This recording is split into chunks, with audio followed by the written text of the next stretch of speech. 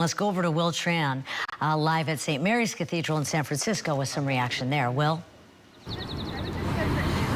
Well, right now, everybody's so happy and no one happier than the man right next to me, Father Michael Lilly-Dahl. Your reaction when you found out the news that a pope, one, was chosen, and two, of all the countries in the world, he's an American. I would say my reaction just having a pope was, this is good, right? I mean, we knew it was going to happen, but to have an American pope was a shock that I think I'm still not quite over. Listening to the announcement, of course, the announcement's made in Latin, and they announce his first and middle names in Latin, and so listening to it, you're kind of thinking, okay, Robert Francis, who is, oh my gosh, Robert Francis is an American. And then they was confirmed with that and began thinking like, what does this mean? And I have to admit, I haven't been able to completely process that either. What it means to have an American pope, a pope who grew up in the United States, who went to high school in the United States, went to college.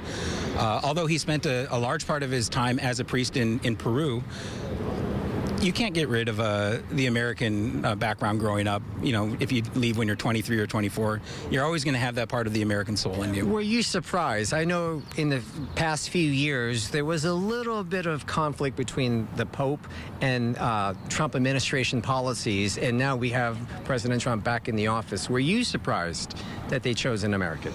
I was surprised they chose an American, not necessarily because of any tensions that the Pope may or may not have had with President Trump or President Biden, because I think oftentimes we in the United States tend to view things solely in American political terms of right and left, and the Pope doesn't fit into that box. And so I would say the Pope has those kind of conflicts not only with American presidents, but with the leaders of any kind of country. I was always surprised because an axiom growing up as a Catholic was, we're not going to have an American Pope. And so even in the last 2 weeks of talking with friends about, well, what if it were this guy? What if it were this guy? What if it were that one? And whenever somebody would mention this one, the comment would always be, yeah, but he's an American, and they're not going to elect an American Pope. Can you educate us why that was unlikely that an American Pope would be chosen? I think part of it might be because of the global power that the United States exhibits and has, and they didn't want someone coming from that global power to be in charge of the church as well. And I've also I remember another friend telling us that there are so many places in the not in the United States, but places in the world where the United States is really almost hated. And some of those areas of the world also have a great disdain about the Catholic Church. And so to kind of unite that disdain for the United States and the Vatican in one person of an American Pope might be politically not the best move. But the Holy Spirit works in ways sometimes that we can't anticipate. And when we try to think about things in purely political terms, I think we lose the way that the church can work. I don't know what our previous guests have talked about as far as Pope Leo, but you're an historian. You're saying he chose that name for a reason, and you're hoping the past will reach to the future. Can you explain that? Certainly. I think when popes choose their name, they choose them very symbolically. And so if we look at the past Pope Leos, Pope Leo I was the Pope in the 400s, but his big claim to fame was a global peacemaker. So Attila the Hun had come all the way to Rome and was camped outside of Rome, ready to conquer the city of Rome. And Pope Leo went out by himself at night and met with Attila the Hun. Nobody knows what was said, but the next morning Attila the Hun took all of his army and left and never sacked Rome. And so you have this great peacemaker. And then you go on to Pope Leo XIII, who was the Pope from the late 1800s and early 1900s. And he was the Pope during a time of rising, kind of competing political systems of capitalism and socialism. And he wrote this great document that's had an incredible effect on the church about the dignity of human work, the dignity of workers themselves, and the dignity of the human person. And so I think that's what he's kind of signaling to the world by his choosing of Pope Leo, is that he's going to stand up for the dignity of the human person. He's going to strive to be a peacemaker in the world and continue that legacy, not only of the Pope Leos, but I think the legacy of our last couple popes who have all stood up for the dignity of the human person. And he's from Chicago, and before we went on air, you were just trying to find out, is he a Cubs or a Sox fan, a White Sox fan, and you found out that he's a Cubs fan. I found out he was a Cubs fan, but it is somebody else telling me that, and so I don't have it 100% sure, but I found out he's a Cubs fan. You gotta have faith. Come on. That's right. I gotta have faith. I'll have faith in that, and I'll say, if he's a Cubs fan as well, it means that he's used to being long-suffering. So he can handle long periods without victories. Okay, as far as what you hope for, I know it's not a political appointee, but what do you hope for moving forward with Pope Leo?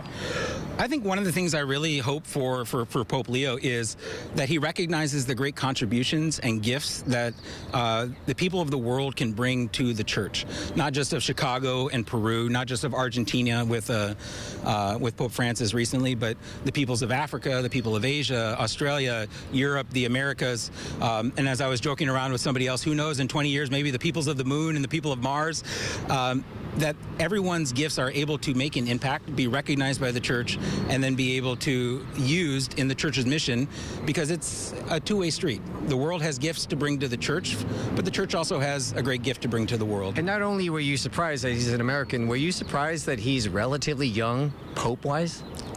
Kind of. 69, it depends on what generation you find yourself in. My parents would say he's very young. 69 is the new 49, so I want to let you know that. If 69 is the new 49, then he is very young. Of course, Pope Francis, I think, was in his late 70s, so maybe about 10 years older. Pope Benedict was maybe 77 or 78 when he was elected. But John Paul II was 58 when he was elected. So he kind of falls in the middle of that, I guess. Okay, very good. Any final thoughts on that? I mean, he was, according to the New York Times, least likely or among the least likely to get chosen. So when you found out, were you like, oh my gosh, an American in my lifetime? I was, certainly. And we were talking about this with a group of priests as we were waiting for the new pope to come out. And I had mentioned, I found out that in the United States, you're not allowed to put bets on who the new pope is, because the United States has a law that you can't bet on the outcome of elections. But if you look to Europe, they have a little bit more liberal gambling laws over there, I guess. And they had him far down because he had all the Americans far down. And so that shock of an American pope was the biggest thing that it's still kind of hitting me now. And I think after this interview, I'll walk away and go like, whoa, an American pope. I certainly wouldn't have anticipated that waking up this morning. Neither would I. Would you be surprised, or would you be hopeful that he would visit America? I know Pope John Paul II came here in '87. Mm-hmm. Does that mean more visits, more events in America by this particular pope? I'd love to see that. John Paul II came to the United States, I want to say like 5 or 6 times during his papacy. Of course, his papacy was so long that he had that time. Benedict came to the United States during his papacy. He went to Washington, D.C., New York, and Philadelphia. Francis came to the East Coast as well. I'd love to see Pope Leo XIV come. And if I could right now, I'll make an invitation. Please come to San Francisco. Pope Leo XIV, we would love to host you in San Francisco. Not before I do an exclusive interview with him. Then he can go to you. Another question I want to ask you is, does this energize the American base to get them towards the Catholic Church, especially the younger people of America? I would hope so. I think having a pope that understands what it's like to grow up in the United States. I don't know if he went to Catholic school or public school as a kid, but he certainly went to a high school that had sports teams, and he knows all of the what it's like to grow up in the United States, that his relatability would be pretty high. So we can only see and hope and pray. But in the end, I don't think it's one person who is responsible for that. We trust the work of God and continue to pray, not only for what you mentioned, but pray especially for Pope Leo, who has an incredible responsibility on his plate now. How does the church keep up, not only Rome, but you to keep up with the changing times then? I think part of it is recognizing that as priests, but also as believers, we have to live kind of in two different worlds. We're called to live in the world, but also not to be of the world and lose ourselves in the world. That we have a spiritual side, but we also live in a material world that involves having to take care of material responsibilities. And so kind of every now and then taking a look at yourself and recognizing, am I too far on one side or the other? Taking that look becomes important. I have to say, I've never seen a father so excited. I think it's one, there's a pope, and there's an American pope. I've never seen a father. You guys are very collected, and you are just giddy. It is. I think, I don't know if I've had too many cups of coffee this morning before the Pope was elected, but certainly seeing that white smoke was a boost of adrenaline that I haven't had since 12 or 13 years ago, the last time the white smoke came out. I think I'll be giddy for the next couple weeks about this as well. I appreciate your time and spending with us. I know the other media want to talk to you as well. So thank you so much. And again, go ahead and give your invitation.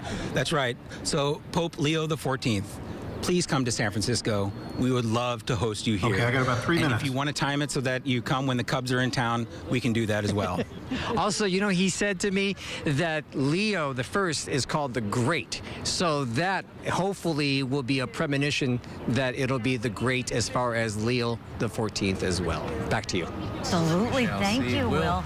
Wonderful interview. Thank you so much for that. A lot of great comments there.